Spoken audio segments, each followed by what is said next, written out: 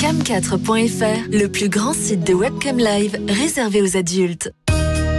14h-16h, Brigitte Lahaie, Sud Radio. Bonjour à tous, nous sommes ensemble durant ces 2 heures sur Sud Radio. Comme vous, comme la plupart des gens, je me suis construite sur des croyances et puis peu à peu, grâce surtout à la spiritualité et à la psychanalyse, eh bien j'ai trouvé ma vérité intérieure. Alors je dis bien ma vérité parce que c'est à chacun de trouver la sienne. Mon invité, vous le connaissez sans doute, il est philosophe, mais il est également bercé par la spiritualité et nous allons passer ces 2 heures en compagnie de Frédéric Lenoir, qui nous revient avec un livre dans lequel il examine toutes les spiritualités, avec bien sûr les religions, mais ça s'appelle l'Odyssée du sacré, ce mot sacré qui est peut-être important, surtout dans cette émission où l'on parle aussi parfois de sexualité sacrée. Alors ce livre, moi je vous le conseille parce qu'il montre que depuis la nuit des temps, l'homme a besoin de trouver du sens à sa vie pour calmer ses angoisses, pour parvenir à trouver son propre chemin. Il me semble néanmoins qu'il y a quelque chose qui manque dans la plupart des religions et des philosophies spirituelles. Eh bien, c'est la place que l'on donne à la sexualité. Bon, ça c'est mon avis, mais peut-être que c'est pas le vôtre. En tout cas, je vous invite à venir nous rejoindre pour témoigner. Et pour ça, vous connaissez notre numéro. Vous nous appelez au 0826 300 300. Bonjour Frédéric Lenoir. Bonjour Brigitte. Alors, il fallait évidemment plus de 500 pages pour évoquer toutes les religions, les spiritualités, les philosophies sacrées depuis l'origine de l'humanité, et c'est ce que vous avez fait dans ce livre, donc l'Odyssée du sacré aux éditions Albin Michel. J'imagine que ça vous a demandé un travail phénoménal. Oui, mais ça fait 35 ans que je travaille sur ces questions-là. Depuis que j'ai entamé une thèse de doctorat, c'était sur la rencontre du bouddhisme et de l'Occident. Et je n'ai cessé de travailler, diriger des encyclopédies sur ces questions spirituelles et religieuses. Et puis, c'est à la fois aussi une quête qui m'anime personnellement. Donc, je dirais que j'ai fait une synthèse de toutes ces recherches, en l'actualisant aussi par rapport à toutes les questions les plus contemporaines.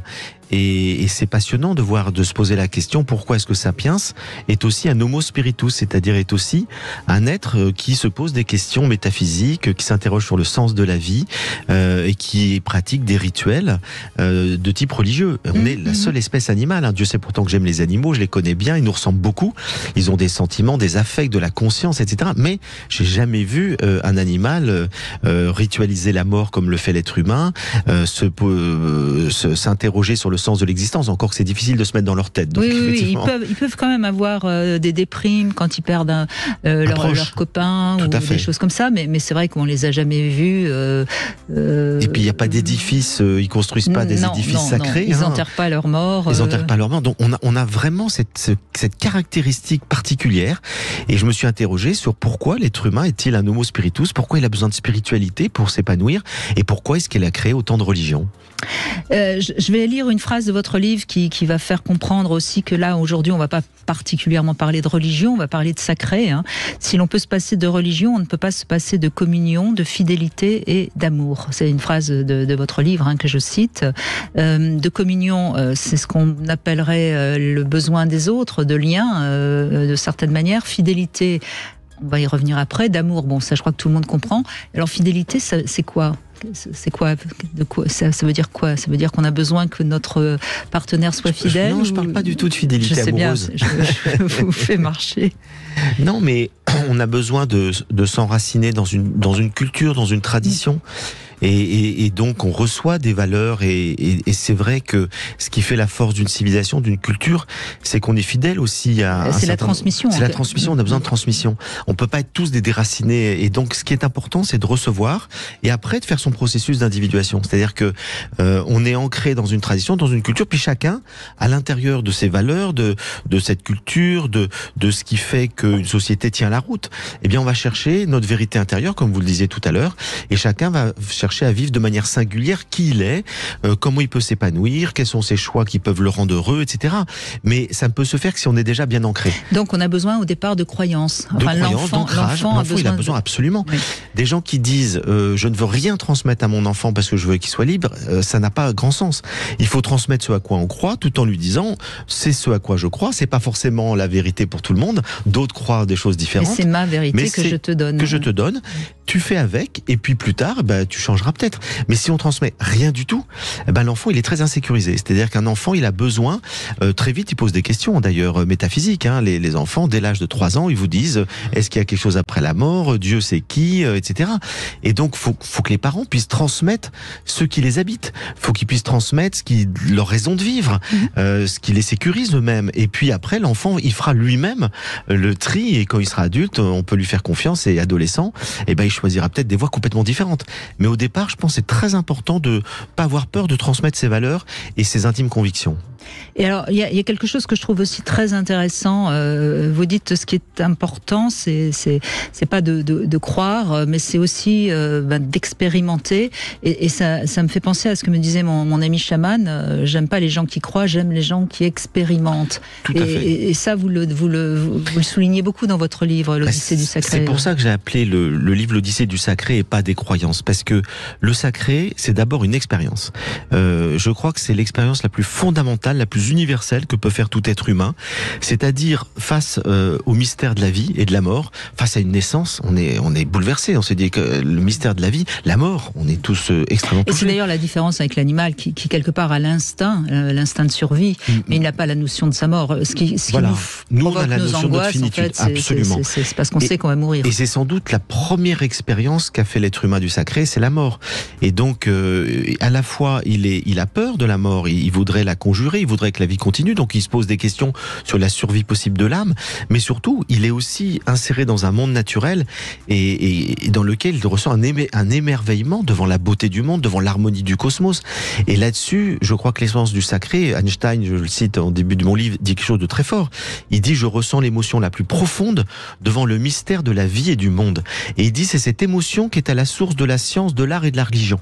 C'est-à-dire que tout ça est né devant cette émotion, ce sentiment, cette expérience du sacré. J'ajouterais l'amour aussi. Oui, bien sûr. On est face à quelque chose qui nous dépasse. On est face à quelque chose qui nous émeut. On ressent de l'amour. Moi, vous savez, ma première expérience amoureuse, j'ai déjà dû vous le dire dans cette émission. Ma première expérience amoureuse, c'est j'avais 7-8 ans.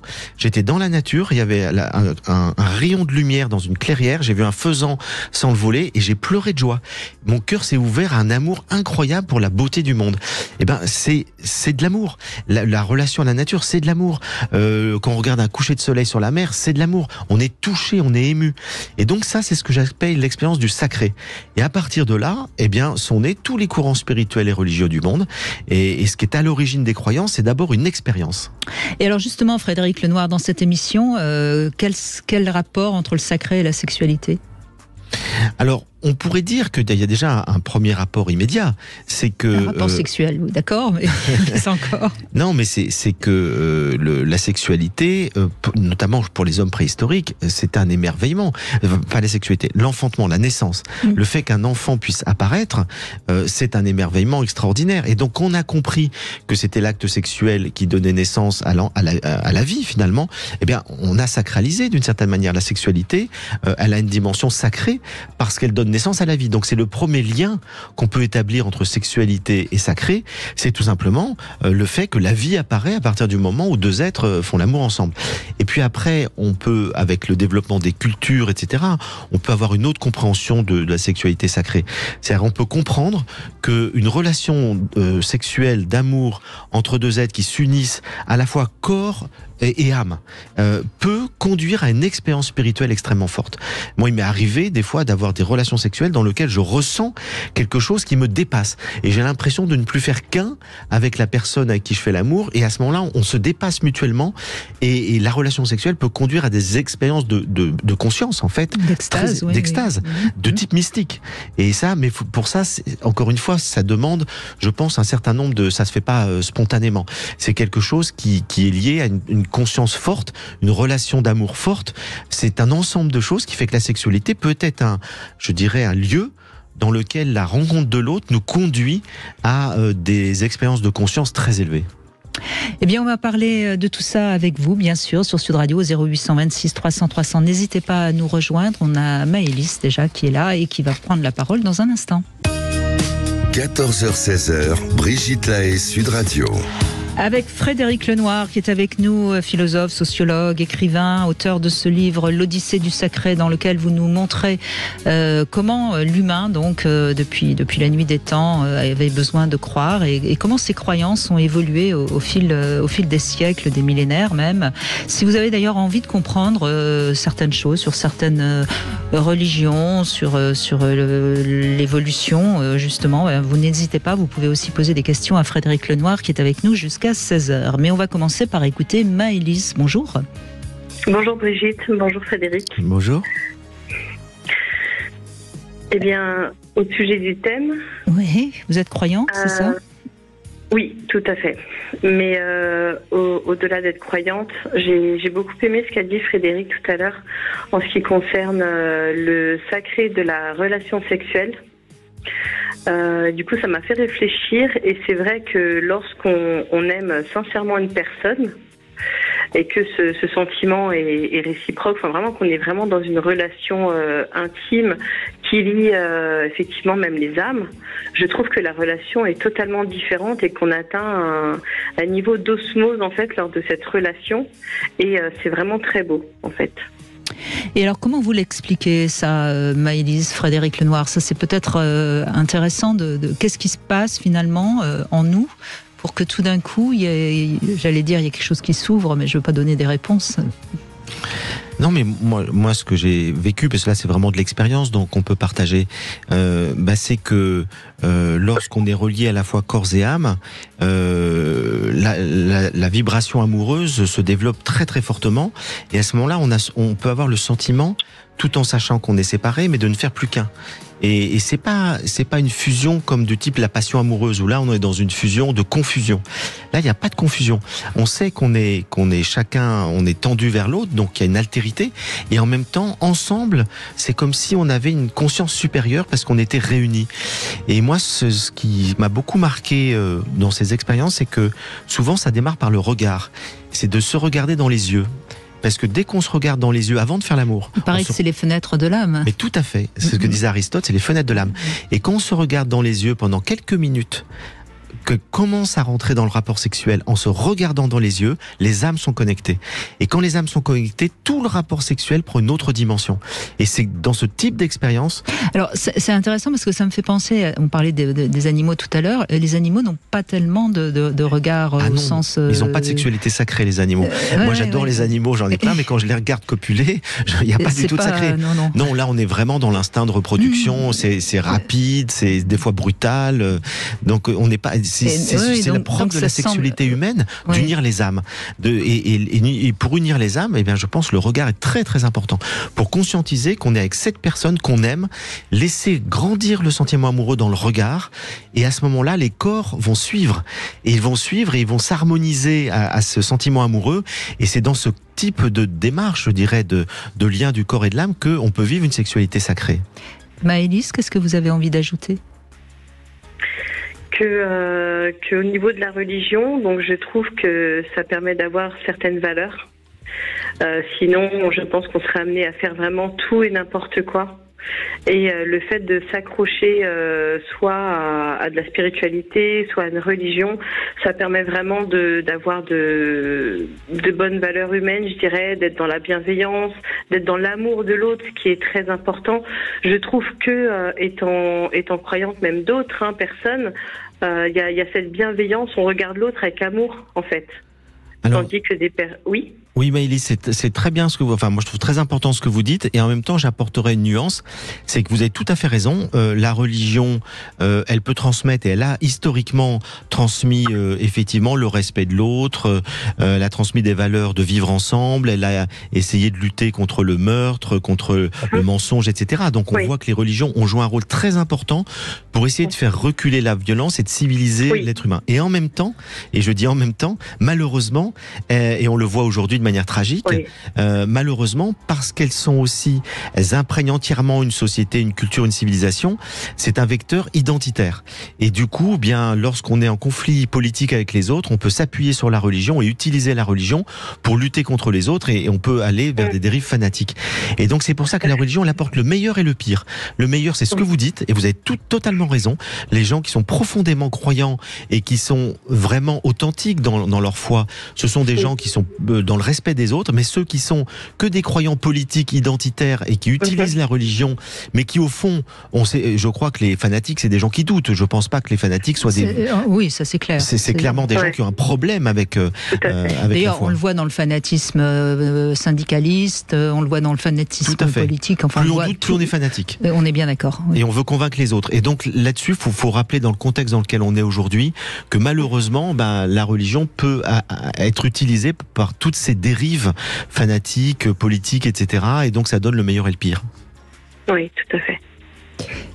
Et en même temps, je pense que pour beaucoup de gens, moi je dis souvent, ça c'est mon côté psychanalyste, je dis souvent la religion, c'est comme l'amour, ce sont des illusions qui sont nécessaires à l'homme. Alors ça, c'est le point de vue freudien. Le point de vue jungien est très différent. Non, mais là, je veux avoir un petit débat avec vous, Brigitte, parce que Freud nous dit que c'est une illusion utile, pour ça qu'il parle de l'avenir d'une illusion, parce qu'il dit l'être humain a besoin d'illusions pour vivre bien, et d'ailleurs, je cite dans mon livre pas mal d'études psychiatriques et puis d'études sociologiques qui montrent que les croyants sont plus heureux que les autres, vivent plus longtemps. Absolument. Donc ça aide beaucoup la foi, et ça aide à surmonter les obstacles, les difficultés de la vie, accepter la mort, les deuils, etc. Néanmoins, pour Jung, le disciple dissident de Freud, il n'est pas du tout d'accord avec cette idée-là. Il dit c'est une illusion pour ceux qui n'y croient pas, mais pour ceux qui vivent une expérience spirituelle, c'est pas une illusion. Il dit la croyance peut être une illusion, mais pas l'expérience. Et c'est pour ça qu'on posait la question à Jung et qu'on lui disait est-ce que vous croyez en Dieu? Il dit je ne crois pas, je sais. Parce que j'ai expérimenté le divin en moi. Et donc je sais qu'il y a une force supérieure que les religions appellent Dieu, que moi j'appelle le soi, qui est quelque chose qui me bouleverse, qui me fait grandir, et que cette rencontre avec l'absolu, c'est une expérience, et on pourra dire que c'est une illusion, mais moi qui l'ai vécu, je sais que c'est pas une illusion. Oui, mais c'est le principe de la foi.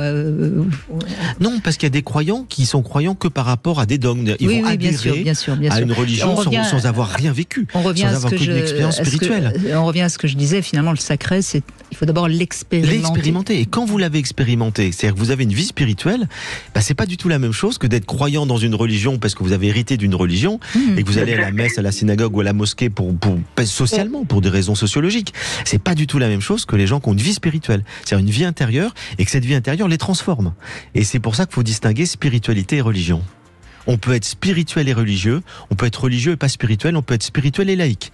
La spiritualité prend plein de modalités. Pour vous, Frédéric Lenoir, la spiritualité, c'est lorsqu'on l'a expérimenté. C'est l'expérience intérieure. Et la religion, ça peut être simplement une croyance. Voilà, exactement. Et on connaît tous des gens qui sont spirituels et religieux et pas spirituels du tout. C'est-à-dire qui sont méchants, qui critiquent les autres, voire qui les tuent, et qui font ça au nom de la religion. Puis vous avez des gens, moi je connais des gens qui sont très religieux et qui font le bien partout autour d'eux. Et ça, ils sont spirituels. C'est-à-dire qu'ils vivent leur religion de manière incarnée, de manière concrète. Et puis, il y a des gens spirituels et non religieux. On connaît tous des athées qui sont très spirituels, qui ont une vie intérieure, qui se posent des questions. Et c'est pas pour autant des gens religieux. Ça vous va, ça, Maëlys, comme définition? C'est parfait.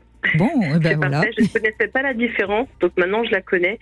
Et donc, pour moi, je suis une personne spirituelle, comme j'ai expérimenté, du coup. Et religieuse, puisque vous dites que vous avez une croyance, parce que l'un n'empêche pas l'autre. L'un n'empêche pas l'autre, absolument. Oui, les deux. et visiblement amoureuse. Non, pas du tout. Pas pour l'instant. Amoureuse de l'homme, de la nature. Parce que je trouve que toute personne, même si parfois on a tous des côtés un peu sombres, ou voilà, on va faire du mal sans le vouloir, etc. Mais j'essaie toujours de voir le côté positif des gens. Donc j'aime les gens, j'aime la nature, et je remercie le Créateur pour tout ce qu'il nous a donné. Et voilà. Mais pas amoureuse en termes amoureux, non. Bon, on vous le souhaite de le rencontrer. Merci, c'est gentil. Et en même temps, elle dit qu'elle est amoureuse, comme moi je disais que le premier sentiment amoureux, c'est la nature. Oui. C'est-à-dire qu'on peut être en amour avec le monde sans pour autant être dans une relation particulière avec une personne. Merci Maëlys, en tout cas, merci beaucoup. Allez, on fait une petite pause et c'est Patrick qu'on retrouve dans un instant. Vous voulez parler à Brigitte Lahaie, 0826 300 300. 14h-16h, Brigitte Lahaie, Sud Radio. Nous évoquons aujourd'hui le sacré avec Frédéric Lenoir à l'occasion de cette sortie du livre L'Odyssée du sacré aux éditions Albin Michel.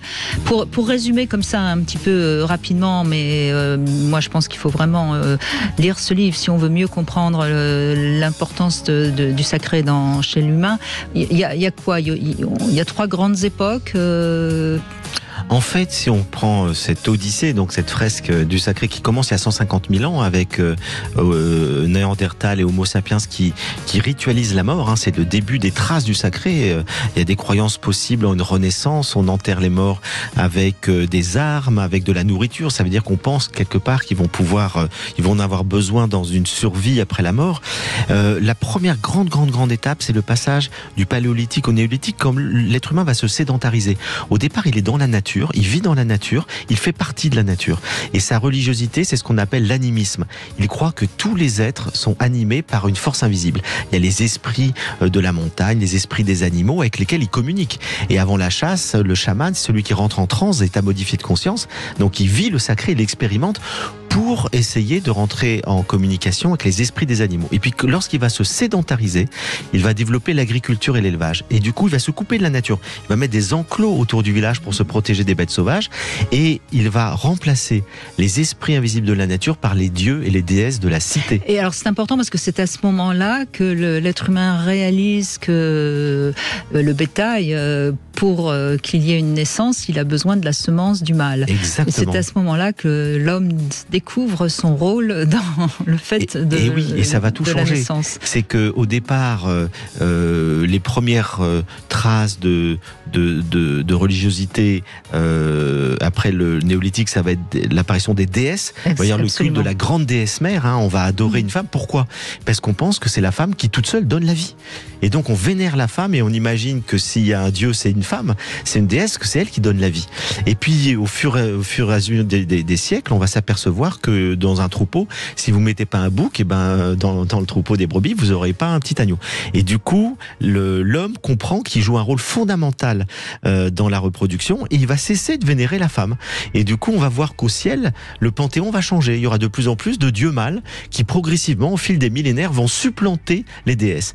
Ce qui fait qu'on assiste en l'espace de quelques millénaires d'une religion, on va dire, ultra-féministe, puisqu'on vénère la femme, à une religion de plus en plus patriarcale, où ça va être les dieux mâles qui vont dominer. C'était important de le rappeler, particulièrement dans cette émission.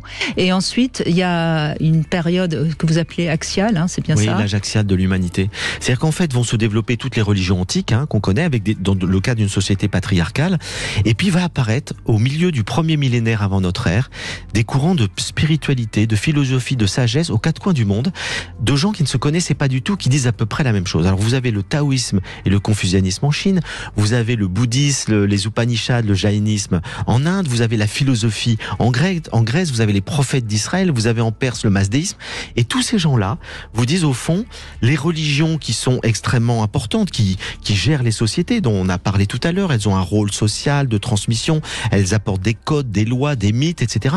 Eh bien, ça suffit pas. Il faut que chaque être humain puisse vivre une expérience intérieure, une expérience spirituelle. C'est la naissance des grands courants spirituels du monde.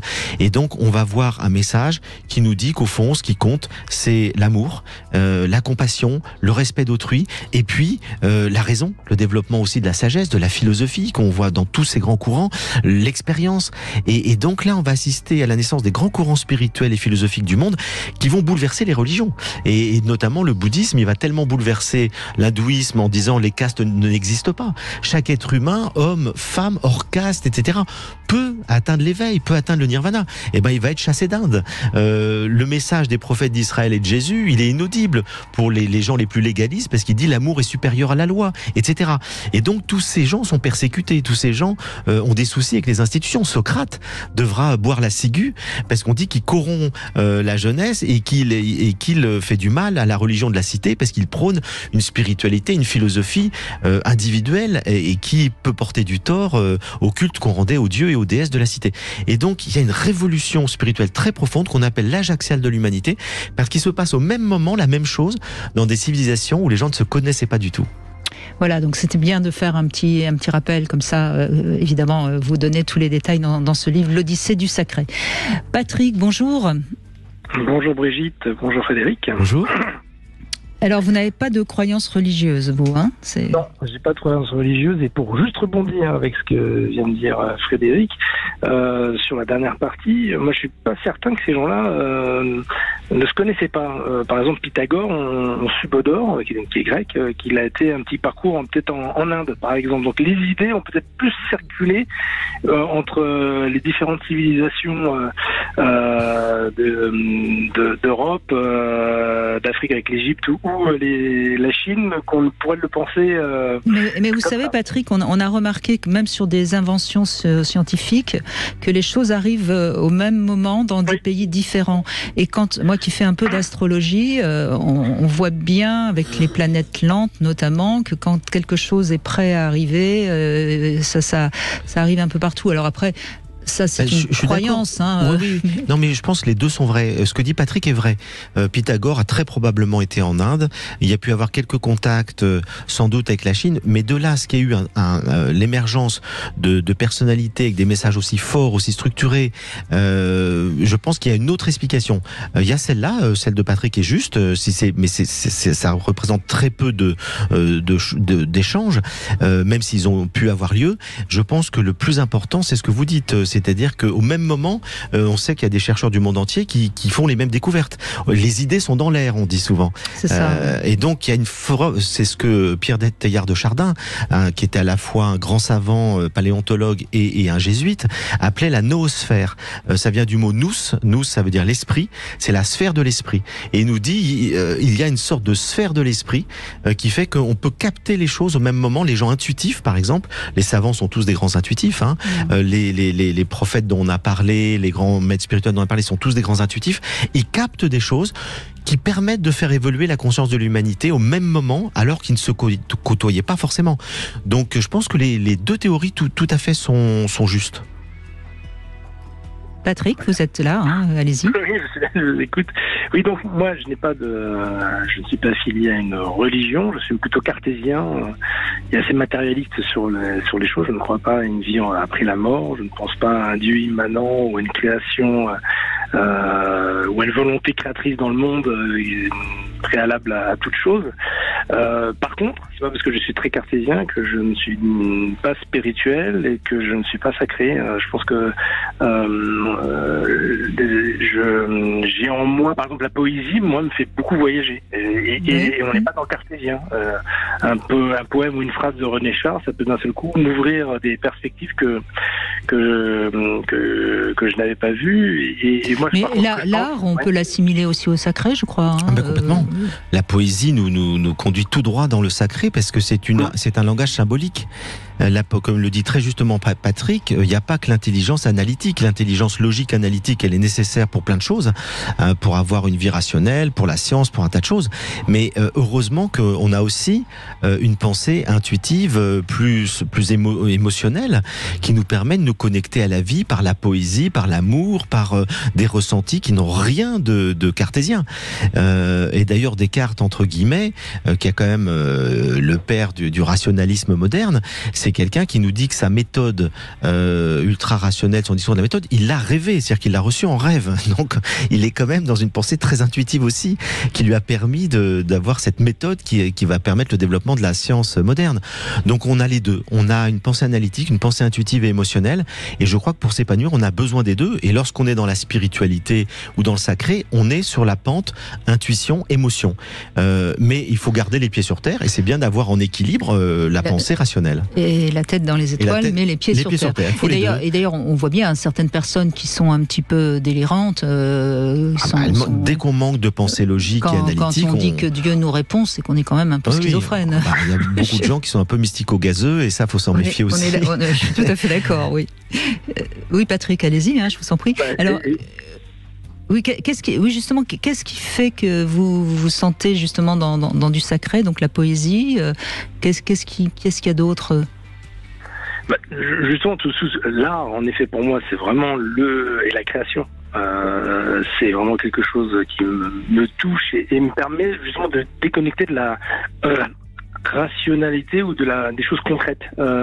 Et donc de faire apparaître des choses que j'ai pas vues avant. C'est vrai que je n'ai jamais vécu d'expérience mystique comme peuvent le vivre ou l'ont pu vivre certaines personnes, si ce n'est dans de la création. Et c'est vrai que, étant rationaliste, donc je n'associe pas ça directement à une croyance religieuse, mais je me souviens avoir fait un spectacle par exemple un jour et en amateur, et en rentrant sur scène pendant on va dire une petite minute avec un groupe de personnes, d'un seul coup je m'appartenais plus. C'était assez étrange comme sensation. C'est un spectacle qui avait une dimension un peu historique et qui parlait un peu de mes origines, parce que je suis d'origine espagnole, et qui parlait de la guerre d'Espagne. Et quand on chantait, là, j'étais pas tout seul dans ma tête. J'ai pas vu Dieu, mais j'étais à la fois tous ces gens-là de cette époque-là que je n'ai pas connus qu'au travers de la mémoire de ceux qui Est-ce qu'on pourrait dire que d'une certaine manière, il y a quelque chose qui s'est élevé en vous?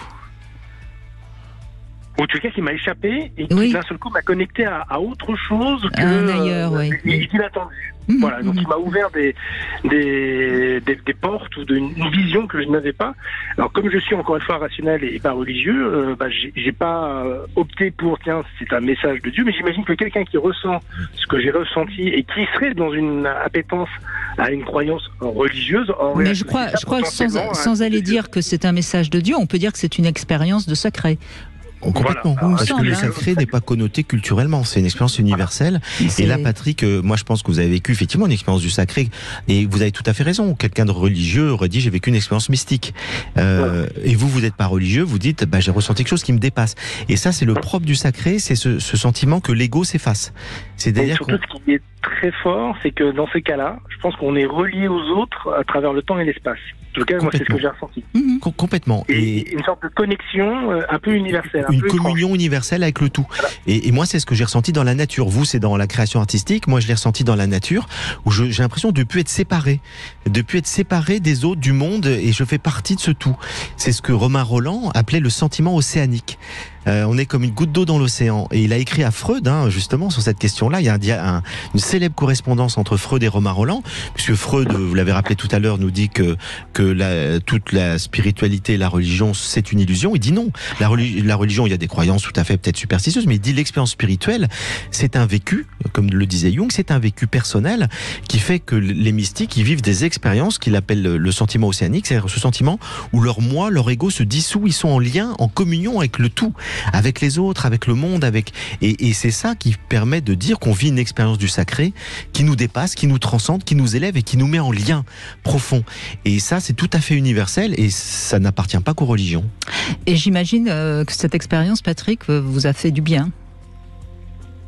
Elle m'a marqué et elle m'a fait du bien. Oui, elle m'a marqué, elle m'a fait du bien. Et par contre, ce n'est pas à la commande, entre guillemets, et je pense que j'ai jamais retrouvé une sensation équivalente. Et donc, j'ai pas un rituel ou j'ai pas une organisation me permettant d'atteindre cet état-là. Donc, ça m'a un peu échappé. Je l'ai chopé comme ça au passage, mais ça m'a fortement marqué.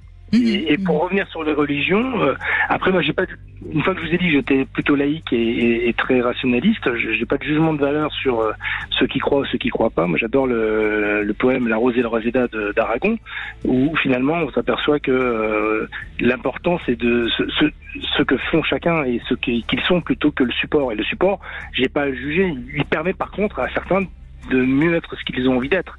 Et je pense que chacun est responsable de sa religion. Je crois que c'est Gandhi qui disait ça. Et par exemple, Brigitte, vous êtes férue d'astrologie. Je m'en moque gentiment de mon point de vue. Mais après, parce que j'ai ce côté très rationaliste et très. Mais après, quand je vois vous, ce que vous en faites, et la façon dont vous en parlez, on voit bien que c'est un outil comme un autre permettant vous d'explorer des possibilités et des explications. Et à ce moment-là, c'est intéressant parce que c'est pas un dogme, vous ne dites pas vous tiens, comme cette planète est dans telle constellation, demain il va tomber c'est pas ci ou cela. Non, je ne suis pas comme ça. Non, vous avez raison. Mais j'accepte volontiers. Oui, c'est un outil. C'est assez juste. Hein. Oui, je crois. Non, je suis complètement d'accord avec ce que dit Patrick. Spinoza, qui est donc c'est un des pères de la modernité, très rationaliste aussi, disait au fond la philosophie peut nous conduire à la même chose que la religion, à savoir la justice et le respect du prochain. Sauf que les religieux le font par obéissance à des règles, à des dogmes, etc. Et le philosophe le fait par obéissance à sa raison.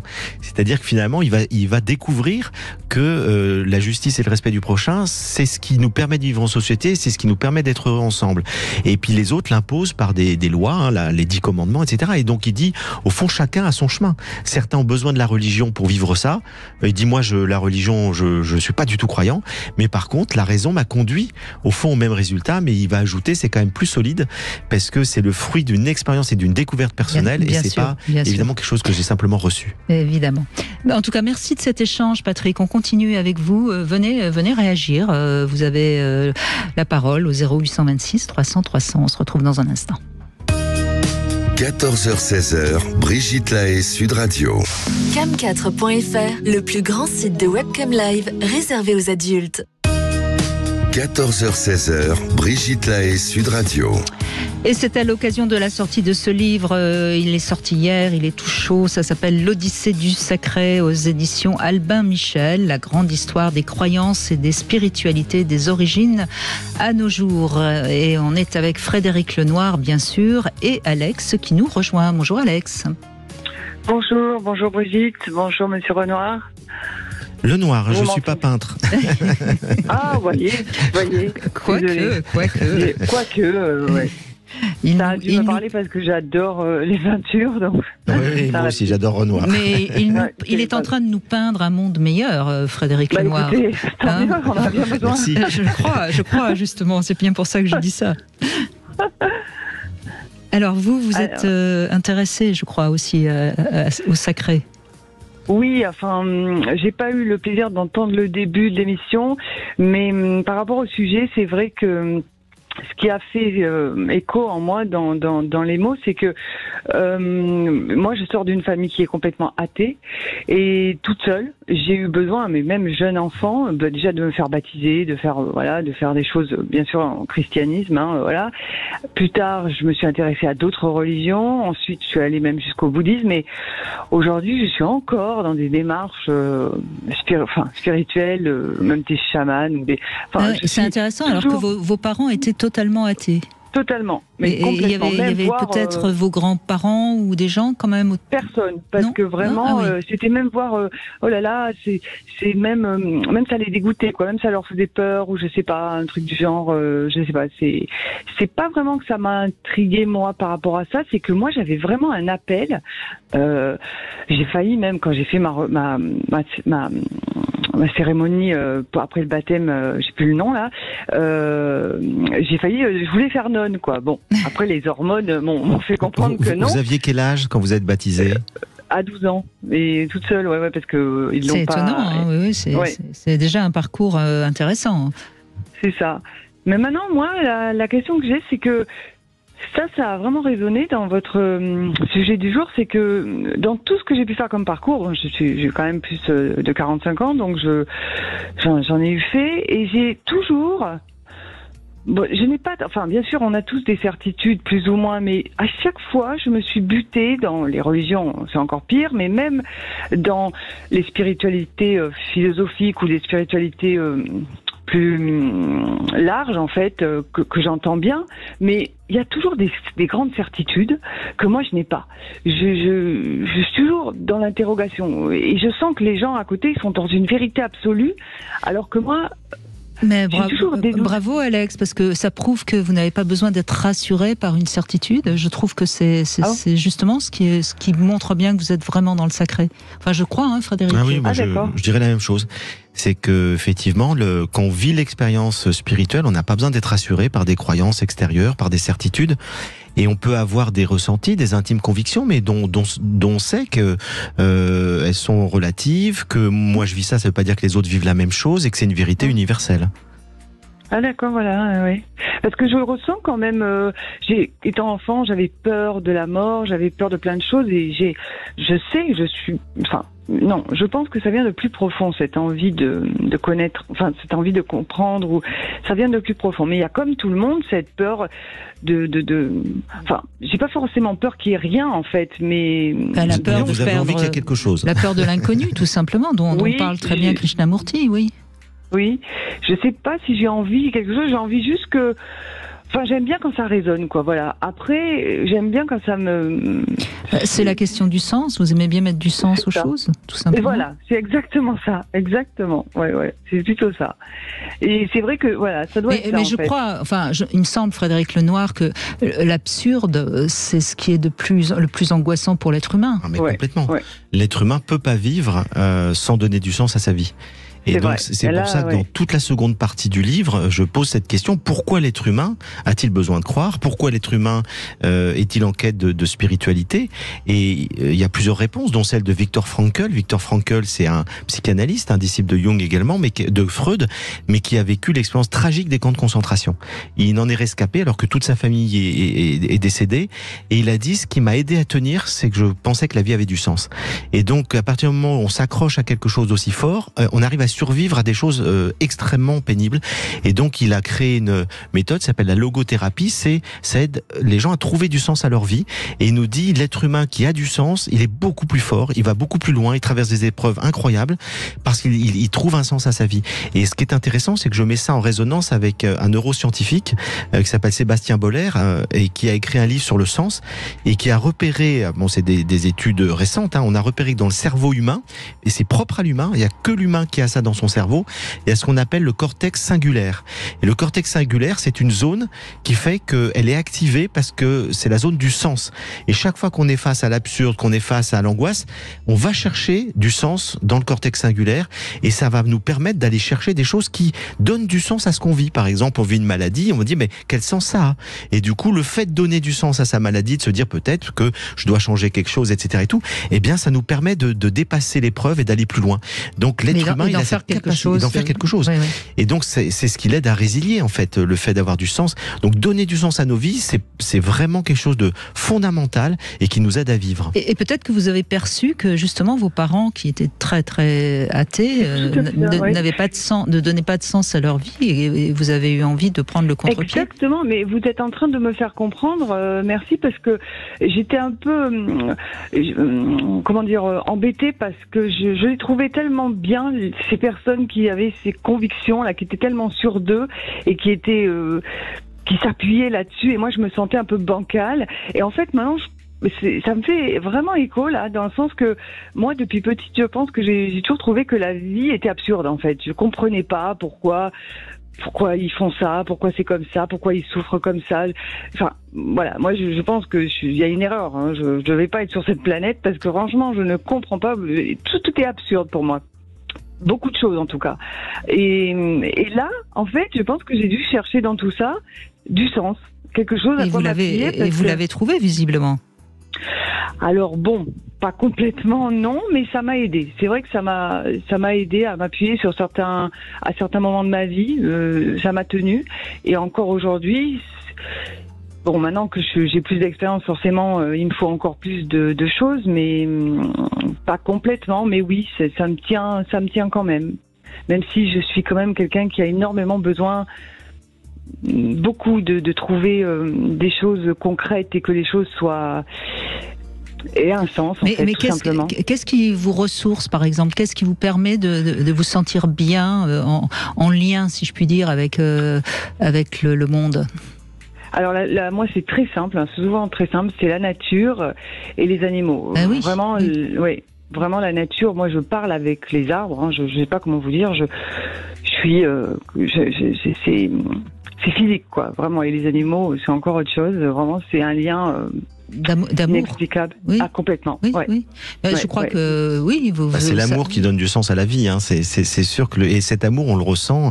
Vous avez raison. Moi, si je l'ai ressenti, je l'ai dit au début de l'émission, c'est d'abord avec la nature, et puis les animaux que j'ai ressenti cet amour inconditionnel, universel, qui n'est pas un amour passionnel, conditionné, lié à des manques, à des besoins, à des frustrations, etc. Donc cet amour inconditionnel, universel, eh bien, je crois qu'on en a tous soif. On a besoin de se relier à cet amour-là et que on peut le vivre effectivement dans la nature, on peut le vivre avec les animaux, on peut le vivre avec d'autres êtres humains, et on peut le vivre avec ce qu'on appelle le divin ou l'absolu selon les traditions, et on peut faire aussi des expériences spirituelles avec cet absolu qui nous dépasse complètement, et donc c'est ça qui va donner naissance aussi à des formes plus religieuses, parce que d'autres humains font cette même expérience et on cherche à lui donner un nom, et après on la codifie, on l'organise et ça devient des croyances et des rituels. Mais je crois que, encore une fois, tout part de l'expérience.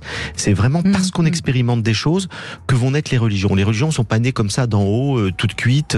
Elles sont émergées de l'expérience spirituelle et elles ont cherché à l'organiser, la nommer, la codifier.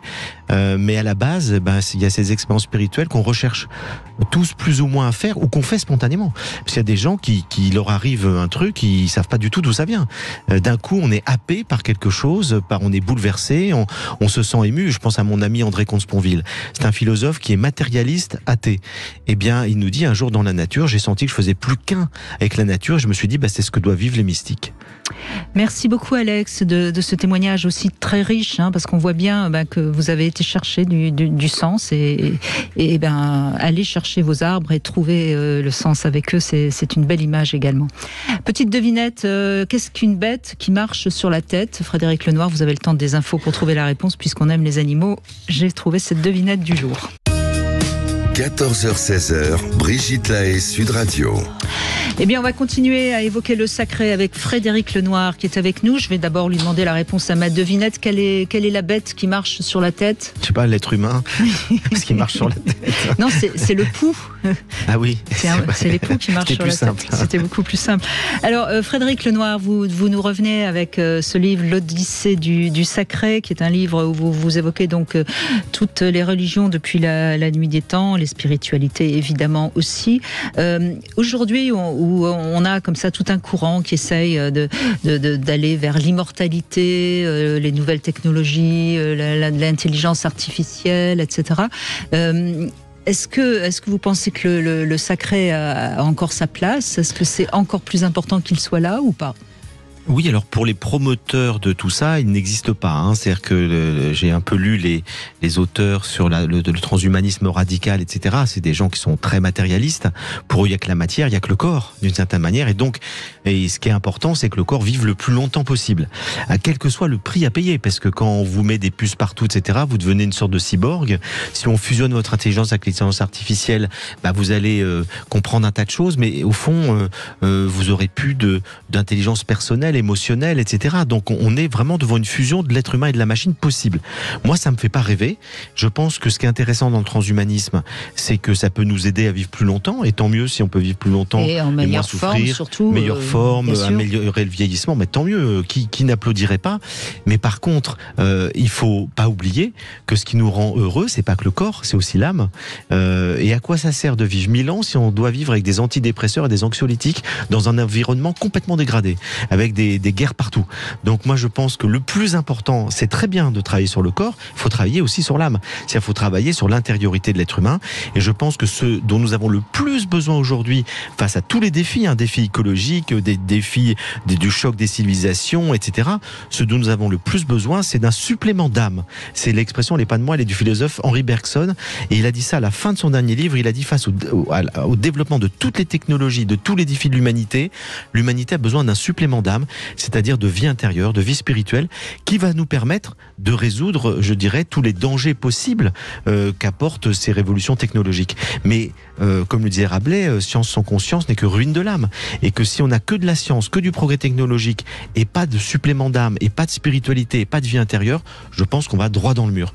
C'est Annick de Soonveld alors qui disait qu'on a su séparer le noyau de l'atome, mais est-ce qu'on va réussir à trouver l'âme chez l'humain? Et quelque part, oui, on voit bien qu'il y a eu cette explosion scientifique au début du XXe siècle, mais peut-être qu'il serait temps de se rendre compte qu'elle peut nous emmener à notre perte, justement, si on ne va pas chercher. Elle nous amène à notre perte si ça ne s'accompagne pas de plus de conscience. Du noyau de l'âme, si je puis dire. Du noyau de l'âme, c'est-à-dire de la conscience.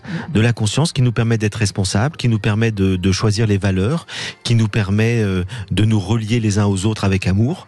Mais s'il n'y a plus d'amour, si on n'accepte plus la fragilité, si on n'est que dans le culte de la performance des corps, c'est un monde terrifiant et qui va ouvrir la porte à plein de nouvelles formes de dictature. Et donc là, je crois que vraiment, je suis pas contre le progrès technologique, mais il faut qu'il s'accompagne d'une prise de conscience et d'une conscience que nous ne sommes pas qu'un corps. Il y a quelque chose en nous, un principe spirituel, quel que soit le nom qu'on lui donne, qui est invisible et qui pourtant nous apporte l'essentiel, l'amour. Mais on le voit quand même actuellement. Moi qui évidemment connais parfaitement bien l'évolution de la sexualité, et je pourrais écrire l'Odyssée du sexe, Frédéric Lenoir. Oui, peut-être, mais on voit bien qu'aujourd'hui la pornographie, elle a été à l'extrême et qu'il y a tout un retour, notamment des gens qui sont asexués, qui sont maintenant presque 4%. Enfin, donc on voit bien qu'il y a quand même quelque chose qui est en train de bouger. Alors ça bouge pas vite, malheureusement. Peut-être que ça bougera pas assez vite. J'espère que si. Mais je pense qu'on peut quand même rester optimiste. Tout à fait. Mais dans mon livre précédent qui portait sur le désir, j'avais été très très intrigué et intéressé par des enquêtes qui ont été faites sur les jeunes, sur les 15-25 ans, qui montraient que la moitié d'entre eux n'avaient eu aucune relation sexuelle l'année écoulée. Ça veut dire qu'en fait, il y a de moins en moins de sexualité chez les jeunes, et quand on leur demande pourquoi, la plupart répondent qu'ils ont peur du porno, c'est-à-dire qu'ils ont été élevés sexuellement en regardant des films porno. Biberonnés au porno. Et les hommes disent, mais moi j'ai peur de pas être performant, et donc je vais pas assurer. Les femmes disent, j'ai peur qu'on m'impose des gestes, des fellations, etc., que j'ai pas envie de faire. Et donc le porno fait peur, donc la sexualité fait peur, et ils préfèrent du coup être seuls. Et certains disent, moi j'ai envie de redécouvrir l'amour, c'est-à-dire le fait de se désirer, le fait de s'attendre, le fait de pas coucher la première fois, etc. Parce que on va remettre l'amour courtois au bout du jour. Exactement. Et j'entendais des jeunes de 17-18 ans qui disaient, mais au fond, c'est mieux qu'on a désiré quelqu'un longtemps plutôt que de coucher tout de suite. Le premier soir, évidemment. Et donc on redécouvre des valeurs assez anciennes. Voilà, c'est pour ça il y a quand même quelque chose qui bouge. Maintenant, est-ce que ça va bouger assez vite? C'est la question qu'on peut se poser. N'est-ce pas, Marianne? Bonjour. Oui, bonjour Brigitte et bonjour Frédéric. Bonjour. Merci de m'accueillir à l'antenne. Allez-y. Alors, moi j'ai vécu, étant née en France, j'ai vécu une première partie de ma vie sous l'influence catholique, bien évidemment. On n'avait pas le choix, on suivait les rythmes, les obligations, à minima en tout cas. Mais bon, j'ai connu ça, je me suis un peu révoltée vers l'âge de 14 ans. Révoltée, c'est un bien grand mot, c'est-à-dire je me suis opposée à cette histoire. J'étais assez écœurée de ce que j'y voyais. Et j'ai dit, non, je vais être athée. Qu'est-ce qui vous a le plus révolté, dérangé, justement, dans la vision catholique qu'on vous a imposée? Oui, alors, moi, c'était le comportement des gens que je voyais autour de moi qui se disaient très religieux. Oui. Que ce soit par pratique officielle, c'est-à-dire des prêtres ou bonnes sœurs, enfin bon. Et leur comportement au quotidien, c'est ça? Oui, leur façon d'être. Et puis les gens qu'on appelait à mon époque les grenouilles de bénitier, moi je trouvais qu'il y avait une incohérence entre ce qu'ils disaient, ce qu'ils prônaient, ce qu'ils nous imposaient de vivre, et puis leur pratique personnelle. Voilà. Oui. Enfin, c'était mon point de vue, et donc je me suis un peu révoltée. Et au-delà de ça, avec les études secondaires, c'est vrai, on a accès à des connaissances historiques, et je me disais, mais c'est quoi cette histoire de catholicisme? C'est pas la peine de se croire au-dessus. Et puis après, j'ai été happée, entre guillemets, par une autre forme de religion qui était l'Église évangélique. Et j'ai espéré autre chose, en fait, dans ce mouvement-là, qui me paraissait plus... extérieurement, en tout cas, ça me paraissait plus cohérent. Ça m'apportait plus c'est plus fun aussi, il faut le dire. Oui. Puis j'avais l'impression qu'il y avait plus de réalité entre le vécu et les prédications. Et puis, malheureusement, j'ai fait le triste constat au bout d'un certain nombre d'années que, non, finalement, c'était pas... Les pratiques, en fait, en plus, les religions nous imposent quand même des pratiques, des obligations de fait, alors ça peut être quotidien, ça peut être plus espacé, mais enfin, il y a des obligations. Je me suis dit, mais ça sert à rien. Voilà. Donc, j'ai un peu fui tout ça, mais en gardant par contre la spiritualité. Mais une spiritualité intime, c'est-à-dire que je ne fais pas de prosélytisme, entre guillemets, et je n'adhérerai plus jamais à aucun mouvement ni aucune forme de religion. Voilà, alors c'est ma façon de voir aujourd'hui, parce que je trouve que la spiritualité nous permet d'avoir, à mon sens, en tout cas, une forme d'intelligence vis-à-vis du vivant et de l'humain. Mais oui, c'est de soi à soi, en fait. D'intelligence et de conscience et de responsabilité. Exactement. Parce que du coup, on n'a pas le même comportement lorsqu'on a cette vie spirituelle. Et ce que vous dites là, je pense que votre parcours, il est quand même emblématique de ce que vivent beaucoup de gens. C'est-à-dire une éducation religieuse qui nous marque, des choix plus personnels, puis après on se rend compte qu'on a besoin finalement de cheminer de manière plus seule, plus solitaire, parce qu'on retrouve, dès qu'on retombe dans un groupe, on va avoir évidemment des codes moraux, on va avoir des dogmes à partager, des rituels, et puis tout le monde n'est pas à l'aise dans tout ça. Mais quoi qu'il en soit, quel que soit le groupe d'ailleurs, il y aura toujours des dominants, il y aura toujours une hiérarchie qui va s'imposer. Ou des croyances extérieures auxquelles il faut adhérer, et des normes morales. Vous parlez des évangéliques qui sont extrêmement rigoureux sur le plan moral. Il ne faut pas avoir du tout de relations sexuelles en dehors du mariage, etc. Donc il y a une rigidité, si vous voulez, morale. Et qui est forte. Alors qu'à côté de ça, il y a des aspects très positifs, il y a de la solidarité, il y a souvent une beauté liturgique, il y a des chants qui sont très beaux, etc. Donc il y a toujours des choses qui nous plaisent, puis des choses qui nous plaisent pas. Ça, dans toutes les religions, je crois que c'est pareil. Finalement, être libre, c'est refuser toute religion, toute spiritualité. Non, pas toute spiritualité. Non, je veux dire, c'est refuser d'obéir à tout ce que nous impose un groupe. Voilà. Et faire le tri. Et je crois qu'on peut... Parce que par exemple, la franc-maçonnerie, c'est pareil. Il y a des règles. Voilà, il y a des règles, il y a des codes, vous êtes exclus si vous faites pas ci, vous faites pas ça. Donc je crois que partout, au fond, la difficulté, c'est que si on est authentique et qu'on a besoin d'être vrai par rapport à soi-même, c'est très difficile d'appartenir à un groupe, mais c'est aussi difficile de vivre une spiritualité tout seul. C'est bien de partager des choses, c'est bien d'avoir des rituels. L'être humain, il y a tout un chapitre à la fin de mon livre sur le besoin de rituels. Et là, il y a Boris Cyrulnik, il y a Sébastien Boller, il y a un certain nombre de psychanalystes et de spécialistes des neurosciences qui nous dit l'être humain, il a besoin de rituels. C'est un être politique, social. Il a besoin de partager avec d'autres. Il a besoin de chanter avec d'autres. Donc quand vous êtes religieux, c'est beau. Notre émission est un rituel. Voilà, tous les jours de 14h à 18h, de 14 à 16h. On est ensemble, on crée du lien. Donc tout ça pour dire qu'il y a toujours une tension entre l'aspiration à la liberté individuelle pour vivre quelque chose qui nous convient vraiment et le besoin de se relier à d'autres. Et quand on se relie à d'autres, il faut accepter aussi parfois des choses qui nous correspondent pas toujours. Donc beaucoup de gens ont du mal à trouver des lieux. Oui, mais la liberté absolue, elle n'existe pas de toute façon. Bien sûr que non, il faut accepter des contraintes. Bien sûr. Et puis la vraie liberté, c'est pas de faire uniquement ce qu'on veut. La vraie liberté, c'est d'être conscient et lucide sur soi et sur nos affects, sur nos inconscients. Et ça, c'est un autre travail. Bravo aussi pour votre parcours, Marianne. Merci Brigitte. Si je peux me permettre juste de rajouter une chose je partage tout à fait ce que vous venez d'exposer l'un et l'autre. Ce qui me gêne dans les groupements spirituels ou religieux, je ne sais pas quel mot mettre sur ça, c'est qu'on nous impose des choses effectivement, mais il y a des fois, moi c'est aller contre mes convictions intimes vis-à-vis des autres, vis-à-vis de... Voilà, il y a eu des choses qui m'ont heurtée, que je n'aurais pas fait de moi-même, et c'est en ce sens-là que je veux rester libre de pouvoir être l'être humain que je suis aujourd'hui.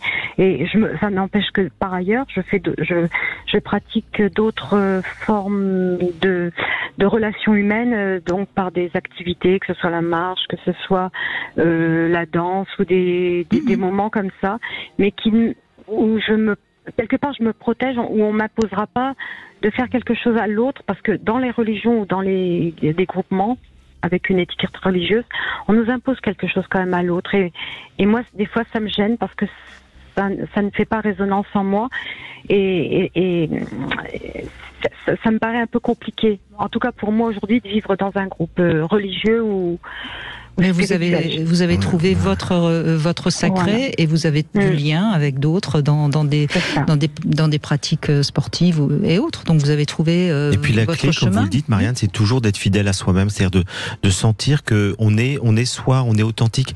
On ne cherche pas à faire plaisir aux autres, à avoir leur approbation, mais sentir que en conscience, on fait ce qui est juste pour nous.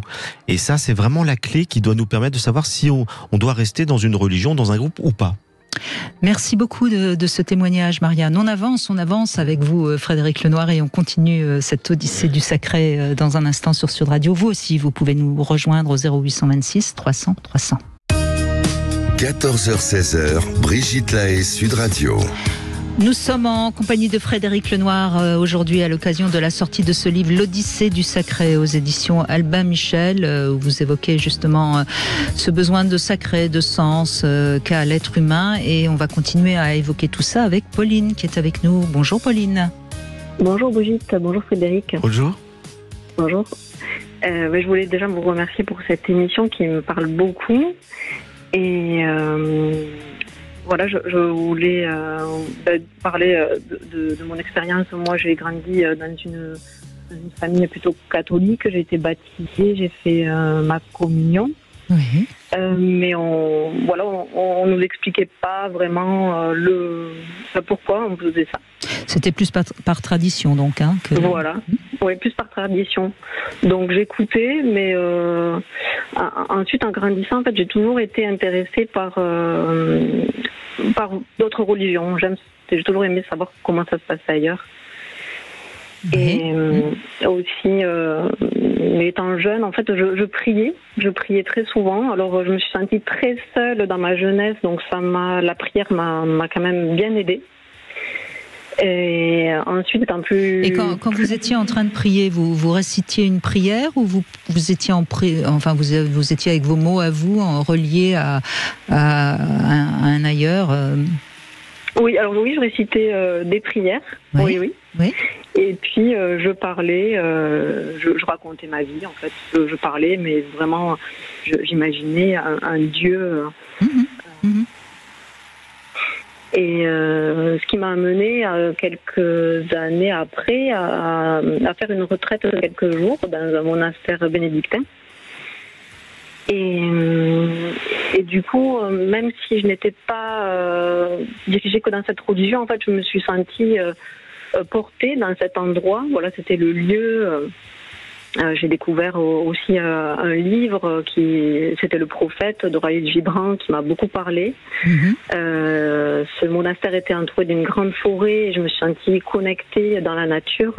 Alors ça, excusez-moi Pauline, je vous redonne la parole. Frédéric Lenoir, on n'en a pas encore parlé, mais ça me paraît intéressant aussi ce que dit Pauline, c'est un lieu, une atmosphère qui nous réveille ou qui éveille aussi quelque chose. Moi j'ai vécu la même chose que Pauline. Je m'intéressais pas beaucoup à la religion chrétienne.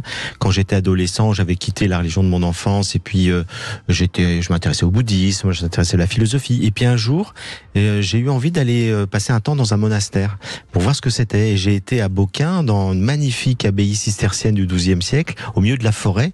Et là, j'étais dans une réceptivité beaucoup plus grande. J'étais dans le silence. Il y avait la beauté des chants à l'église. Il y avait la beauté de la nature. Et là, j'ai ouvert pour la première fois les évangiles et j'ai été bouleversé. J'ai fait une expérience spirituelle très forte avec le Christ. Mais j'étais dans un lieu qui le prédisposait. Si j'étais dans mon quotidien, j'aurais jamais vécu ça. Donc vous avez raison. Et c'est important ce témoignage qui nous montre que des fois, on a besoin d'une rupture dans sa vie. On a besoin d'aller faire une retraite quelque part ou de marcher. Tous les gens qui vont faire Compostelle, par exemple. Exactement. C'est un chemin vers soi dans lequel on se coupe de ses habitudes, de ce quotidien, de ses addictions. Et d'un coup, on ouvre de l'espace. Notre cœur s'ouvre, notre âme respire. Et là, il peut se passer effectivement des expériences spirituelles tout à fait nouvelles. Allez-y Pauline, excusez-moi, je vous ai coupé. Ah oui, c'est carrément ça. Et c'est vrai que le lieu, enfin moi quand j'habite à côté d'une petite forêt aussi, et quand je suis angoissée, quand je suis triste, ça m'arrive très souvent d'aller marcher. C'est une reconnexion avec soi, c'est l'esprit qui se libère aussi. Voilà, la marche dans la nature, c'est très très ressourçant.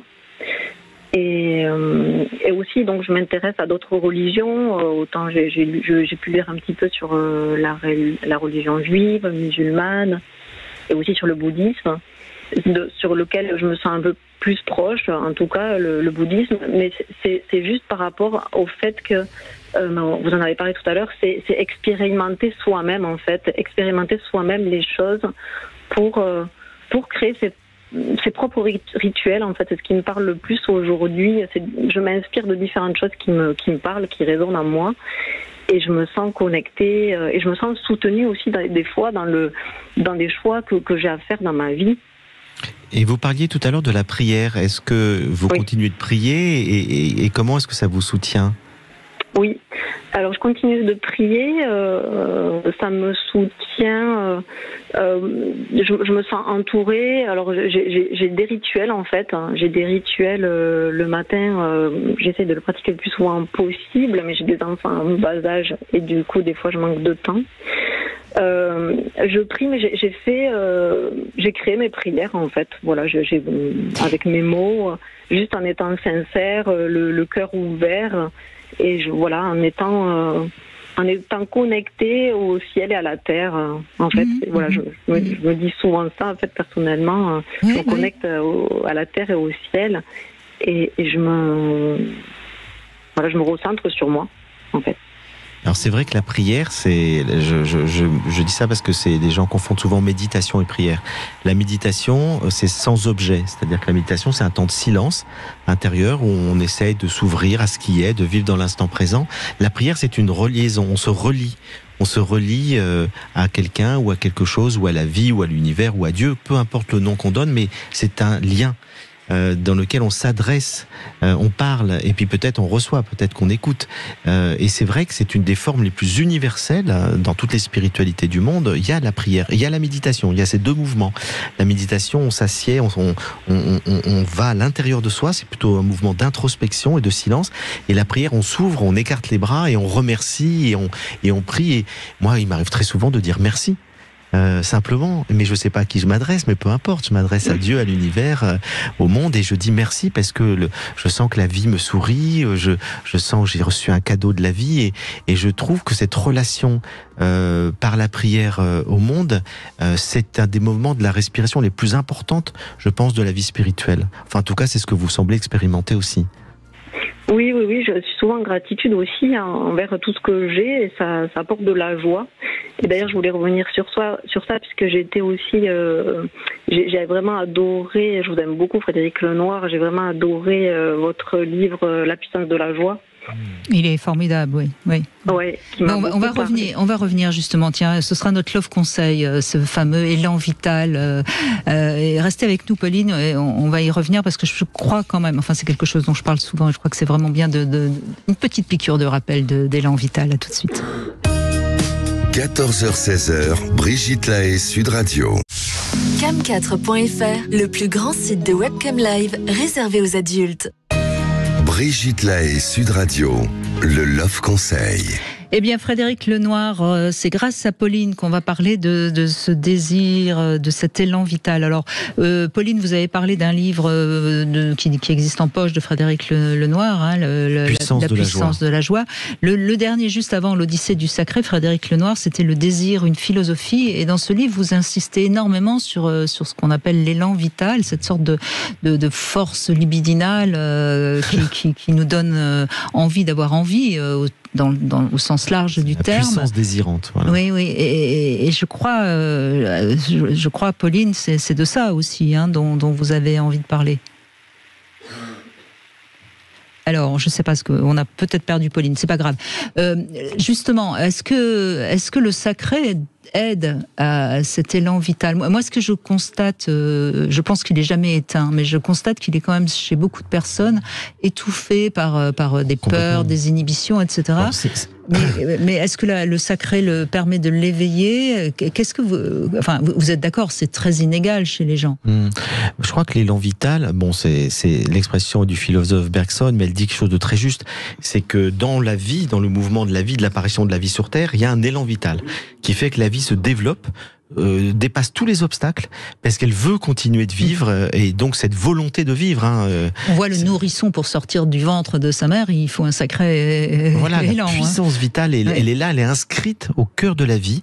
il s'agit de développer et de se relier à cet élan vital. Alors comment se relier? Parce que vous avez raison, c'est très inégal. Vous avez des gens qui ont un tempérament plutôt dépressif, qui ont du mal à être dans l'élan vital. Il y a des gens qui le sont beaucoup plus spontanément, mais on peut pallier à ça par des expériences.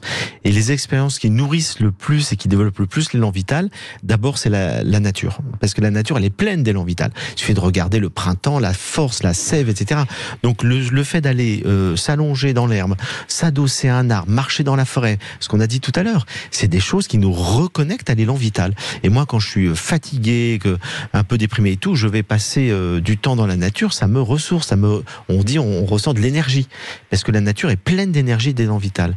Puis le deuxième expérience fondamentale, c'est la création artistique. On est créateur, la nature est créatrice, elle crée en permanence. Et l'être humain, il est créateur. Et donc le fait de créer nous relie à l'élan vital de la vie.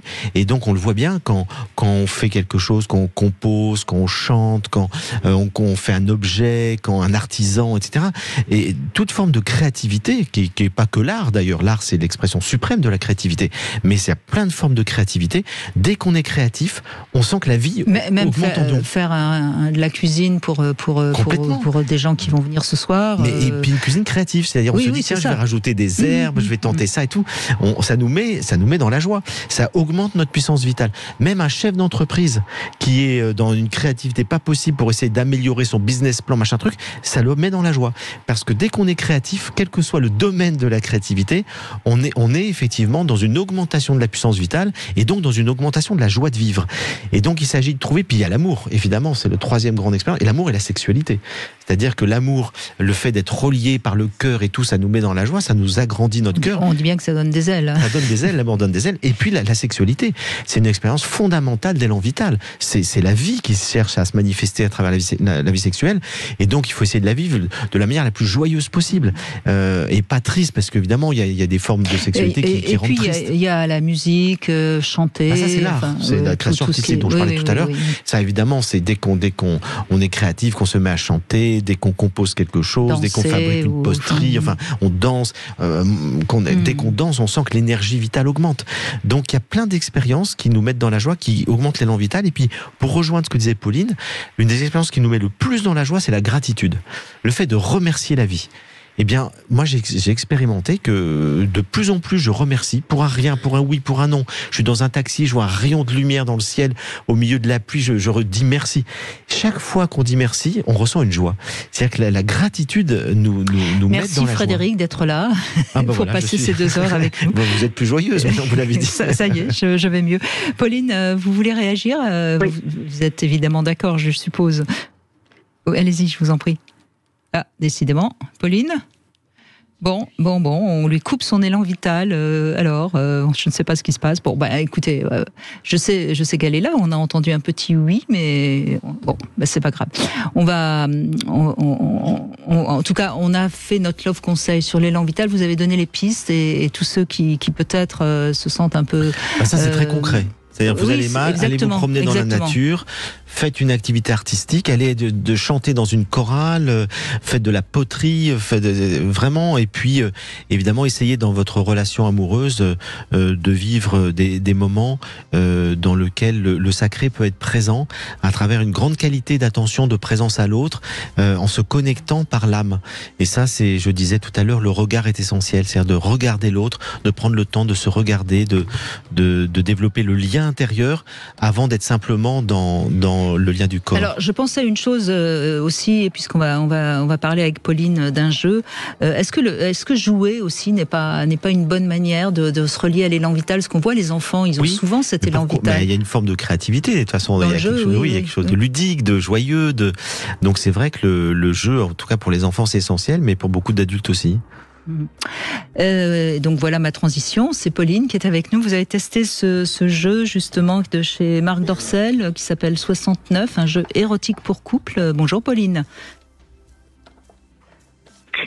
Oui, alors en fait, effectivement, vous m'avez envoyé ce jeu. Alors en fait, c'est un jeu qui est assez élégant. Les couleurs sont jolies, noir et rose. C'est comme un jeu de loi, avec à la fin la possibilité de choisir sa récompense. Donc on tire déjà sa carte de récompense et si on n'est pas d'accord avec la récompense en question, on peut le choisir. Donc voilà. Ensuite, il y a toute une première partie du jeu qui... Alors c'est un jeu assez long, voilà. Donc la première partie du jeu est jalonnée de gages soft, avec des accessoires qui sont fournis, plumeaux, bandeaux, et aussi ce qu'on peut fournir nous-mêmes, des glaçons. Il y a des gages avec des glaçons. Et chaque gage est chronométré avec un sablier. Et la deuxième partie, on passe à des gages plus hautes. Alors il y a quelques pénalités et des jokers, mais sinon bon, pas mal de gages hautes et quelques positions du Kama Sutra, et tout ça avec un sablier. Et on peut jouer à plusieurs, ou il faut jouer en couple? Ah ben, je vais jouer en couple. Vous dire si on peut jouer à plusieurs. Oui, ça doit être possible. Oui, tout à fait. D'accord. Bon. Et alors donc, en ce qui concerne l'expérience, j'ai trouvé que c'était un jeu qui tombait bien, parce que il y a beaucoup. Donc le début est vraiment axé sur les préliminaires, et moi c'est pas trop mon truc. Donc j'ai eu quelques moments où je m'ennuyais Enfin non, je m'ennuyais pas, j'étais impatiente. Oui. Et en fait, cette impatience, elle est vraiment bien, parce que ça permet de faire monter l'excitation. Clairement, je crois qu'on a vécu un bon moment. Et en plus, j'étais pas forcément disposée à jouer au départ. Je me suis dit, allez, je m'y mets. Ah bah, vous n'aviez pas le choix, vous aviez reçu le jeu, il fallait bien. C'est ça. Et donc en fait, c'était une bonne expérience pour moi, pour nous, parce que justement, ça permet vraiment que l'excitation monte, et j'ai même pas fini le jeu d'ailleurs. Oui, je vois. Vous êtes passé à la pratique, si je puis dire. Voilà. Oui. Non, mais c'est vrai qu'il a l'air. En tout cas, il est joli. C'est beau. Oui. Ils disent qu'il faut que ça dure à peu près 50 minutes, mais bon, vous, on ne sait plus maintenant du coup, puisque 50 minutes, c'est un peu long. Non, mais non, franchement, c'est sympa. Cette partie était nécessaire, en fait. Elle était vraiment bienvenue, quoi. D'accord. En plus, c'est assez abordable, c'est 37,90 €. Voilà, on le trouve évidemment sur l'enseigne ruedesplaisirs.com, ce jeu coquin pour couple 69 de la marque Dorcel. Vous lui donnez quelle note? Je dirais pour 10. 10 sur 10? Ah ouais. Ouais, parce que pour moi c'était vraiment une découverte. Oui. Bah, écoutez, vraiment, c'était une autre expérience, c'était vraiment à renouveler.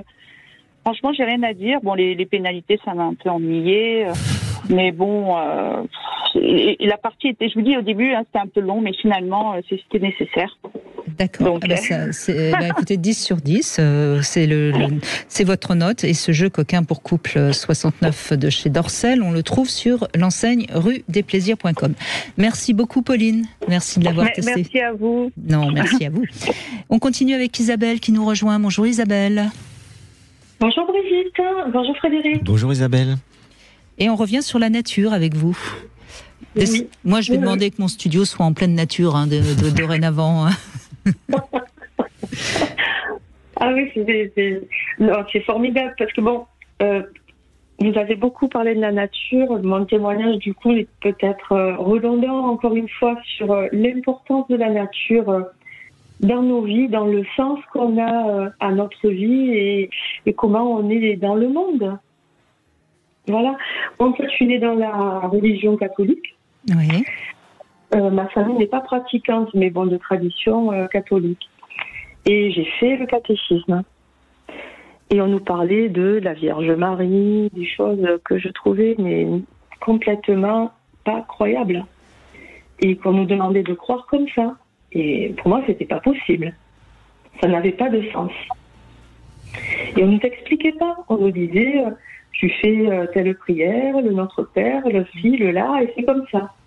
Oui, c'est ça qui est dommage, c'est que on vous impose des dogmes qui sont finalement totalement irrationnels en plus, et c'est vrai que c'est bizarre d'ailleurs que les religions n'évoluent pas en essayant un petit peu d'intéresser leur public, non, Frédéric Lenoir, c'est vrai, C'est compliqué parce que les religions, d'une certaine manière, elles transmettent, elles sont là pour transmettre des choses du passé. C'est un lieu de transmission. Et donc, c'est un équilibre difficile à trouver entre une fidélité par rapport au passé et puis essayer de s'adapter aux défis du monde d'aujourd'hui. Mais c'est un exercice très compliqué pour les religions, parce que si elles bazardent complètement le passé pour dire faut être dans l'air du temps, du coup elles perdent leur identité. Puis si en même temps elles s'adaptent pas du tout, elles perdent leur fidèles. Donc il s'agit de trouver un équilibre entre les deux, et c'est ce qu'on voit d'ailleurs dans l'histoire. Il y a quand même eu une évolution de beaucoup de religions. Regardez le christianisme, il a quand même beaucoup évolué depuis 50 ans, depuis le Concile Vatican II.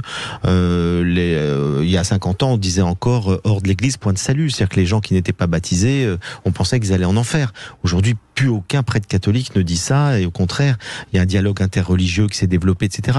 Moi, je pense que les religions évoluent. Il y a un point où elles ont du mal à évoluer, c'est la condition de la femme. C'est-à-dire que là, malheureusement, les sociétés, les religions transmettent les valeurs des sociétés patriarcales qui sont là depuis plusieurs milliers d'années, qui fait que globalement, dans les religions, la femme est toujours assignée à un rôle très précis. Elle est là pour faire des enfants, être au foyer, etc.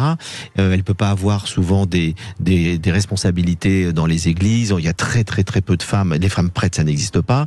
Les femmes rabbins, ça compte sur les doigts d'une main, et les femmes imams, je crois encore moins. Donc finalement, on voit que les religions ont du mal à faire évoluer, je dirais, la position de la femme, la manière dont on la considère. Et je crois que ce serait vraiment nécessaire aujourd'hui qu'elle intègre cette évolution des mentalités, que les femmes puissent choisir aussi le rôle qu'elles veulent avoir. Et il y a des femmes qui peuvent être de remarquables prêtres. Enfin, elles pourraient avoir la responsabilité d'une communauté, etc. Et tout. Et je crois que c'est là-dessus, elles ont vraiment besoin d'évoluer. Allez-y, Isabelle. Isabelle. Je suis tout à fait d'accord avec ce que dit Frédéric. Ouais. Et ce que je voulais dire par contre, c'est que malgré le fait que j'avais rien compris à ce qu'on nous disait, que ça, je trouvais ça complètement bizarre, ça donne la curiosité d'aller voir. Et en fait, je pense que ça m'a donné la curiosité d'aller voir ailleurs, puisque habitant Marseille, c'est très œcuménique en fait, il y a toutes les religions. Et moi, j'ai eu des amis de toutes les religions. Et du coup, je suis allée voir chez les juifs, chez les musulmans, après chez les bouddhistes, un peu comment ça se passait. Ça m'a donné cette curiosité. Mais mon sentiment du sacré, c'est dans la nature que je l'ai eu. Oui, c'est ça. C'est-à-dire, on revient là à l'expérimentation. L'expérience du sacré. Ouais. Et c'est dans la nature que vous avez ressenti cette grâce, si je puis dire, puisque... Oui, parce que de toute petite, en allant dans la nature, je me disais que les cailloux, c'est vivant, les plantes, c'est vivant, la terre, c'est vivant. Pour moi, tout était vivant.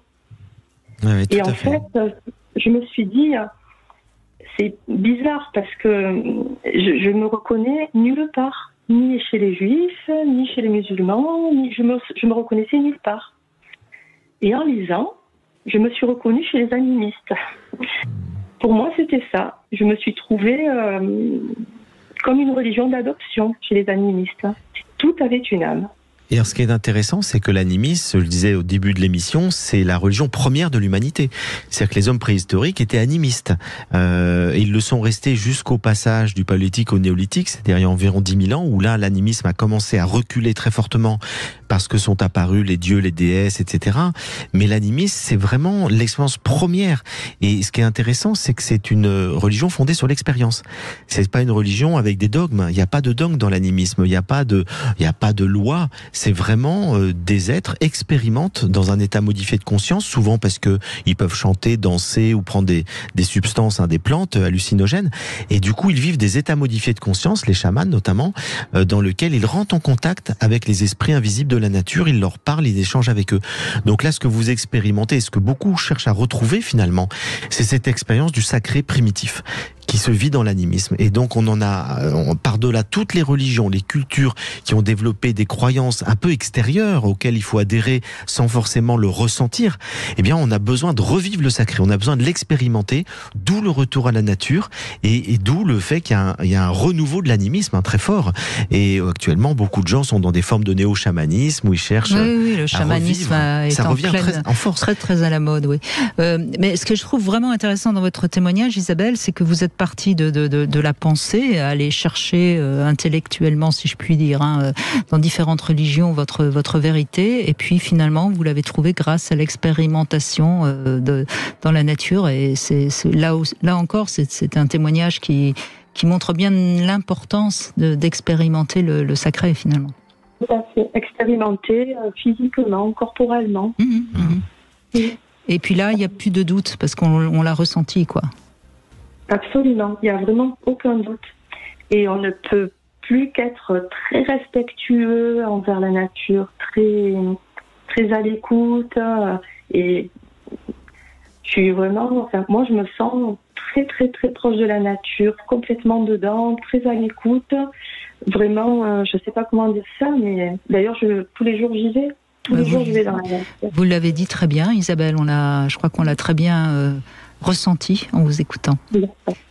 Merci. Merci de ce témoignage. On va conclure dans un instant déjà, Frédéric Lenoir, avec Charles, qui d'ailleurs réagit au premier témoignage de Maëlys, comme quoi la boucle se boucle.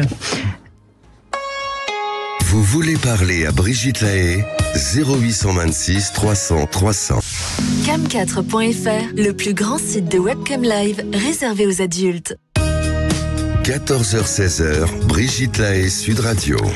Frédéric Lenoir est avec nous. Vous avez écrit l'Odyssée du Sacré, c'est aux éditions Albin Michel. Alors on a évoqué beaucoup de choses, mais évidemment dans ce livre, vous avez toutes les réponses sur tout ce qui est sacré dans les différentes sociétés, différentes époques. Évidemment, on a préféré échanger avec les auditeurs. Je parle Lenoir. Même de l'astrologie, parce que je sais que ça vous intéresse.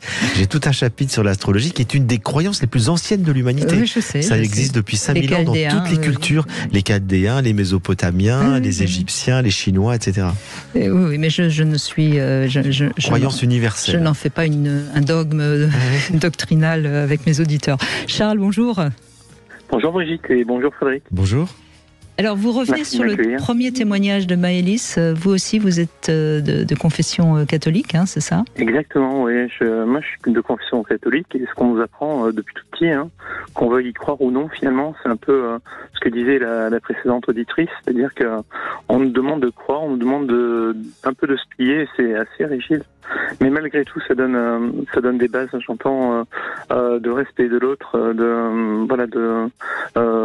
respect mutuel, vraiment un côté, on va dire, paternaliste, vraiment, c'est celui-là. Oui, et puis c'est quand même basé sur la notion d'amour. Cette religion, faut pas non plus tout jeter en bloc. Non, non, puisqu'en fait, effectivement, c'est le partage, c'est l'amour de l'autre, on nous apprend beaucoup de choses, effectivement. Après, effectivement, quand on arrive à la période de l'adolescence, on remet un peu tout en question, et puis, c'est vrai qu'il y a les hormones qui parlent aussi, donc on n'est plus le même. Voilà, donc après, ça fait rien quand on est avec quand on est avec une autre personne. Effectivement, il y a, je trouve, au travers de ce que vous disiez tout à l'heure, c'est-à-dire que les yeux sont les fenêtres de l'âme. C'est vraiment ça. C'est-à-dire que quand on est connecté, et aussi dans les relations intimes, quand on est connecté à l'autre. On est vraiment des fois transporté, quoi. Oui, et c'est là où on voit qu'on a besoin de liens, quoi. Parce que même quand on parle de la nature, au fond, Frédéric Lenoir, on est en lien, quoi. On n'est pas fait pour être totalement, à part quelques rares ermites qui trouvent. Et encore, ils sont dans la nature, dans des très beaux endroits. Oui, et sans doute reliés à une spiritualité, bien sûr. Oui, on n'est pas des animaux solitaires, en fait. Et on a besoin. Et on a besoin à la fois de ce lien avec la nature, de ce lien avec les humains, de ce lien avec les animaux et peut-être pour certains de ce lien avec cet absolu qui nous dépasse et qu'on peut expérimenter ou pas. Et si on l'expérimente, c'est sans doute, comme disait Platon, il disait au fond, tout le désir nous porte de l'amour des corps à l'amour des âmes, à l'amour de la connaissance, jusqu'à l'amour de la beauté en soi qu'on appelle le divin. Et je crois qu'on est nos désirs, comme une échelle ascendante, nous conduisent vers des objets de plus en plus beaux, de plus en plus nobles Et c'est ce qu'on rencontre essentiellement, effectivement, dans la nature et l'expérience qu'on peut faire dans des liens amoureux qui sont profonds, qui sont pas des liens passionnels, parce que quand on parle de l'amour, tout de suite, évidemment, c'est aimer un ami, aimer son enfant, aimer son conjoint, etc. Aimer un inconnu dans la rue, c'est cet amour universel qui nous traverse. Et souvent, on vit des expériences du sacré très fortes dans ces rencontres. Et effectivement, avec les animaux aussi, avec les animaux, on le vit aussi, effectivement. Moi, j'ai des chats, par exemple, et effectivement, ils ont un regard qui est très intense, et il a un comportement qui est, c'est vrai qu'ils donnent ces animaux-là, ils sont un peu assez libres, on va dire, mais quand ils ont envie de vous donner, ils le donnent, et sans calculer, il n'y a pas d'intérêt derrière, en fait. C'est vrai, moi qui ai 4 chats, que j'ai tous accueillis parce qu'ils sont venus, je suis en Corse dans le maquis, et j'ai des chats sauvages qui sont nés, qui sont venus, que j'ai nourris, et je vois, ils mènent leur vie, puis de temps en temps, ils viennent vous faire un énorme câlin. Et là, c'est une joie incroyable, c'est un cadeau. Vous dites, ils ont choisi de venir vous apporter de l'amour. Et c'est souvent qu'on va pas bien d'ailleurs. Ils le ressentent, les animaux, et les chiens font pareil. Moi, j'ai eu longtemps un chien qui, dès que j'étais pas bien, je sentais qu'ils sont connectés à nous, ils nous apportent, ils nous guérissent. Donc vous avez raison, les animaux sont dans cet amour don, en fait, que nous, on a des fois plus de mal à vivre, parce que la culture, la raison, tout ça complique un peu les choses. On est moins fluide, on est moins dans cette relation qui est beaucoup plus naturelle qu'ont les animaux avec les autres êtres. Mais je crois que chez l'animal, il n'y a pas l'ambivalence. Chez l'humain, il y a toujours cette réflexion du donner, du recevoir. Il y a le mental qui fait qu'on réfléchit trop. Oui, parfois, c'est vrai qu'on devrait être un peu plus dans le lâcher prise. Finalement, on n'a pas utilisé ce mot pendant ces 2 heures, Frédéric Lenoir, mais on pourrait peut-être conclure sur ce mot, le lâcher prise. Est-ce que c'est pas ça le sacré ? C'est le sommet de la vie spirituelle. C'est quelqu'un qui arrive à lâcher prise. Et c'est quoi le lâcher prise ? C'est accepter ce qu'on ne peut pas changer. Tout ce que vous pouvez changer, changez-le. Vous tombez même, excusez-moi, j'en perds la voix. Vous tombez malade, vous essayez de vous soigner. Et puis si vous pouvez pas faire quelque chose, si vous avez un mal incurable, vaut mieux l'accepter. Et donc le lâcher prise, c'est l'acceptation de ce qu'on peut pas changer. Et c'est vraiment, je pense, une expérience de vie spirituelle très forte. Et chaque fois qu'on lâche prise, et plus on lâche prise, plus on est dans la joie. Parce qu'on est dans l'acceptation. Et comme disait Nietzsche, la plus grande joie, c'est lorsqu'on dit un grand oui sacré à la vie. Oui, et je vais conclure avec ce rapport à l'amour. Quand on est avec quelqu'un qu'on aime, eh bien, s'il a des choses qu'on n'aime pas chez lui, il faut lâcher prise, sinon on ne peut plus continuer à l'aimer. Et c'est peut-être une belle conclusion pour parler du sacré avec Frédéric Lenoir. Merci beaucoup Charles. Je rappelle le titre de votre livre, L'Odyssée du sacré aux éditions Albin Michel. Moi j'ai passé un excellent moment à le lire et pourtant c'est un vrai pavé, 500 pages, mais il fallait bien ça pour parler du sacré. Tout de suite vous retrouvez Alexandre Delovan et puis demain on va aborder la sexualité des ados. C'est pas encore sacré à ce moment-là.